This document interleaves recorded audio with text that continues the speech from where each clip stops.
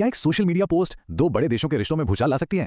जी हाँ, बिल्कुल ला सकती है। आज हम एक ऐसे ही मामले की पड़ताल करने जा रहे हैं जहां अमेरिका के एक बहुत बड़े राजनीतिक चेहरे के एक पोस्ट ने भारत के साथ एक बड़ा कूटनीतिक विवाद खड़ा कर दिया था। यही वो शब्द है, नरककुंड, जो इस पूरे विवाद के केंद्र में था।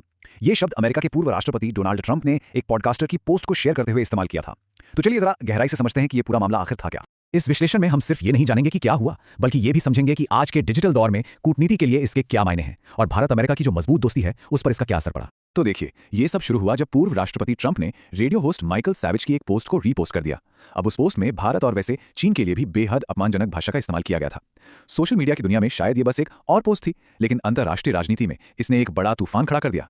तो इस खुलेआम हुए अपमान पर भारत की तरफ से क्या जवाब आया, चलिए देखते हैं कि भारत के विदेश मंत्रालय ने इस बेहद मुश्किल और नाजुक स्थिति को कैसे संभाला।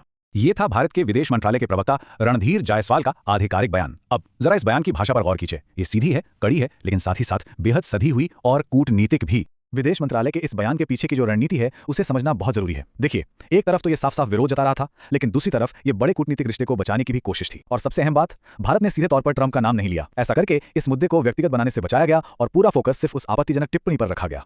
और हाँ, ये लाइन बहुत अहम है। भारत ने साफ कर दिया कि वो इस एक विवादित पोस्ट को दोनों देशों के मजबूत और सालों पुराने रिश्तों पर हावी नहीं होने देगा। ये तरह का संदेश था कि भाई, एक सोशल मीडिया पोस्ट हमारे द्विपक्षीय संबंधों की बुनियाद को नहीं हिला सकती। लेकिन ये मामला सिर्फ सरकारी बयानों तक ही सीमित नहीं रहा।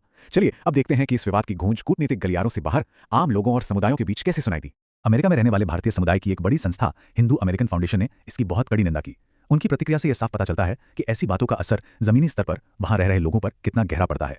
फाउंडेशन ने जो चिंताएं जताईं वे वाकई बेहद गंभीर थीं।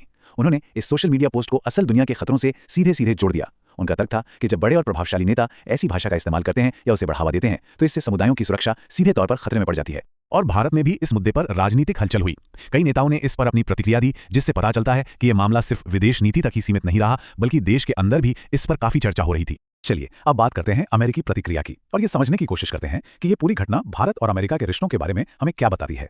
यहाँ पर हमें दो बिल्कुल अलग अलग तस्वीरें दिखाई देती हैं। एक तरफ वो अपमानजनक पोस्ट है और दूसरी तरफ अमेरिकी दूतावास का बयान जो हालात को कह सकते हैं कि संभालने की कोशिश कर रहा था। ये जो विरोधाभास है ये आज की कूटनीति की जटिलताओं को साफ दिखाता है। ये साफ तौर पर विवाद को ठंडा करने की एक कोशिश थी और साथ ही दोनों देशों के शीर्ष नेताओं के बीच के व्यक्तिगत और राजनीतिक रिश्तों को फिर से मजबूत करने की भी। कूटनीति में ऐसी भाषा का इस्तेमाल अक्सर रिश्तों को वापस पटरी पर लाने के लिए किया जाता है। और आखिर में बात इसी बुनियाद पर आके टिकती है। जैसा कि भारत के विदेश मंत्रालय ने भी कहा, भारत और अमेरिका के रिश्ते आपसी सम्मान और साझा हितों पर टिके हैं। ये बयान हमें याद दिलाता है कि राजनीतिक बयानों के तूफान के बीच भी रिश्तों की असली नींव क्या है। तो सवाल ये उठता है कि सोशल मीडिया के दौर में कूटनीति का भविष्य क्या है। ये घटना हमें सोचने पर मजबूर करती है कि देश अपने इतने जरूरी रिश्तों को बचाते हुए नेताओं के व्यक्तिगत और सार्वजनिक बयानों के बीच संतुलन आखिर कैसे बनाए रखेंगे। ये एक बड़ा सवाल है जिस पर सोचना हम सबके लिए जरूरी है।